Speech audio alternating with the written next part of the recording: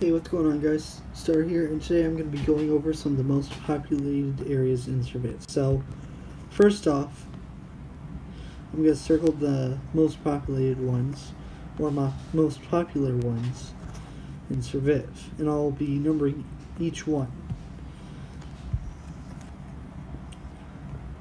I won't number them, my bad. So, everything here circled in black. Oh, hold on. My bad. Everything circled here in black is very popular in the game. This one right here, the club, oops, bad color to point out with. So this one right here, this has a machete. Always has a machete, has a bunch of strong loot. This right here, this is the mansion. This mansion here has quite a lot of strong, powerful stuff, and it has a chance of getting one of the deagles.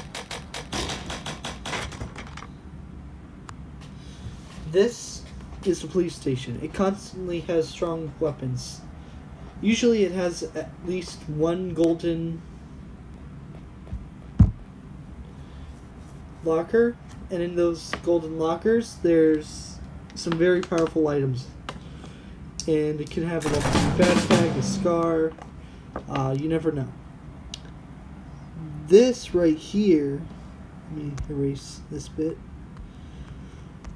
So this stuff, the one which I'm pointing at right now, this is an underground bunker. This underground bunker is pretty popular. Mainly because it usually has a vector in it. And now the strongest of them, in my opinion, and others, is this. This is the dock/harbor. This dock/harbor, it has many things, including sniper rifles and other strong weapons that you can get a hold of.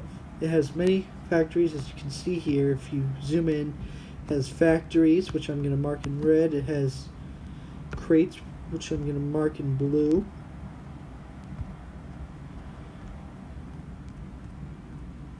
It honestly just has a whole bunch of great stuff all together. So, let's just erase all of this stuff that I just added. Now you're probably wondering, well, why are you doing that?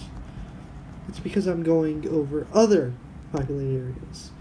So now I'm going to be circling in black in blue now, the other areas that are more popular. And in green,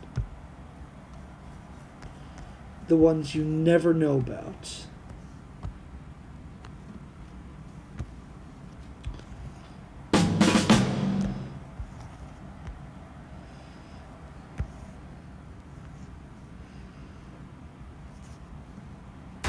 Oops.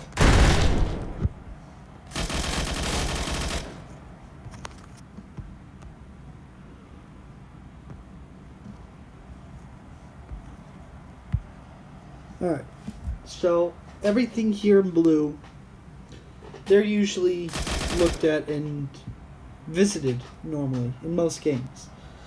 So I feel like the factories are self-explanatory. They usually have 7 crates in them each, along with 2 barrels that you can use as weapons.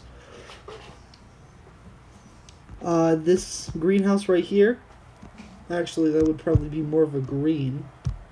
So I'll get back to that in a minute. Maybe. Hold on. That's weird. Oh, there we go. Whoops. We'll get back to that in a minute. Now this right here. This... Oh, actually, never mind. That's also green. So we're left at the log cabins, or the cabins. So these are actually, these have a pretty good chance to contain some great weapons. Has a couple toilets for healing. It has a bunch of cover, and it's honestly just a real good area altogether. Now, something I forgot to circle was also this, which is the underwater bunker. This underwater bunker has a few things, but other than that, it's not very powerful. So let's cross out all these. Let's erase all these blue. So let's get into the green stuff. To these light green ones. So something like this. Okay. You never know with these houses, because at least one of these houses usually contain a P30L. These P30Ls are very strong and very powerful. You do not want to be the person to come across them if someone has them. Now, this greenhouse is usually looted once the game has finished up, or it's halfway through, mainly because of all the great stuff it has to offer in the beginning. But if you're spawning here in the beginning, you definitely want to go here. So the last thing we have is these sort of like dojo trainings. Inside there are 6 or yes, I think 6 pots. And the pots are weapons, and there's a possibility that you can get an Argentina from one of these things. But other than that, they're kind of useless. Try to avoid them unless you really want to. Now, I'm going to be showing you and explain to you what each thing is. If I happen to find a double, like something like this, I just won't even bother recording the second one.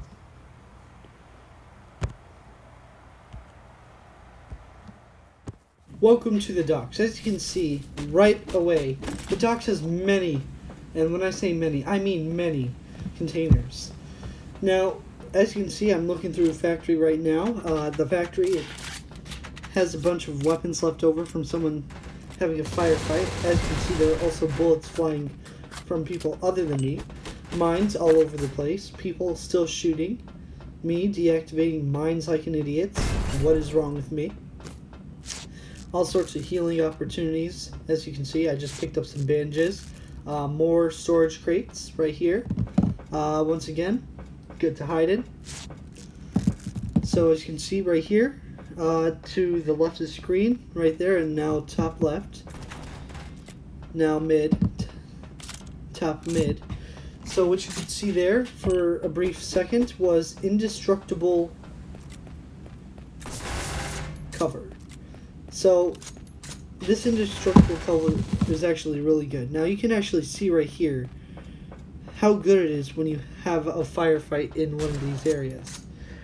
It's never going to be a boring firefight. In fact, it's going to be a very fun one because there's going to be a lot of covers, a lot of cover to cover to hide behind. There's going to be a lot of traps you can set, all sorts of great stuff. Some people may go AFK like that, but it's no big problem. As you can see, I still managed to get the kill right as the guy becomes active again. Now, I want to go ahead and note, snipers are probably not the best or ideal weaponry here. In this sort of area, you're going to want some sort of spray weapon or just an automatic weapon in particular. Now, these MP220s are actually really strong here as well, mainly because of all the bounce shots you can get off. Now, as you can see here, there's a lot of 1v1s going on and a lot of indestructible cover we're hiding behind. This just shows it's a great place for 1v1s, and it's honestly a great place altogether. Now, the one problem with this area is when an airdrop comes in like that. Because when an airdrop comes in, people swarm like crazy. Some of them may be peaceful, some of them might not be. In the long run, it's just a large fight. You can trap the entire thing, as you see me doing right here. But altogether, there's a lot of cover, a lot of fighting areas you can go to, and just a really good place to go. Welcome to the club. The club has many, many things to offer, and one of the first things that you saw and see currently are these bottle-like crates. These bottle-like crates are very, very good to use as a way to get weaponry. Now, as you can see, someone is already here, despite me. Well, actually, you can't tell when I just got in, but you can tell how many players there are currently. As you can see, they put in the code, and they are hiding in the room. Not a good spot. In fact, this place is filled with many death traps. For example, this guy right here, he just walked himself straight into a death trap. I, however, did not want to try beating him because of my health. So I decided to make it and continue. So there's a lot of stuff here, including furniture. This furniture can help if you're trying to get quests. There's crates all over the place, bottles, all sorts of great stuff. So there's actually an Easter egg under that table right there that I broke if you look closely. There is also a downstairs basement area with many different lockers. As you can see, there's a shower-like area. These have toilets and is great for finding healing, as you can see right here. It also has weaponry. There's also this sort of like sauna area. It has a bunch of weapons and crates, pots, all sorts of great stuff that you can get into. There's this little bunker-like area. People hide out there pretty often. So there was something hiding out there as it was, so I decided to stop. So here we are. I was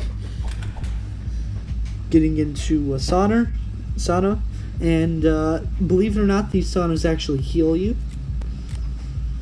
It's not just the adrenaline doing this, and I know that I'm just sort of staying here. They leave a slight hissing noise. I don't know if I'll leave that in, but if I do, so be it. So it has this little water area, as you can see. It actually slows you down quite a bit. Some people like to leave mines up there, as you can see. I decided to play around with it a little bit and just shoot at it a few times. Watch it explode and do nothing. So now that I lost a little bit of health, I decided to go back to the sauna, heal a little more.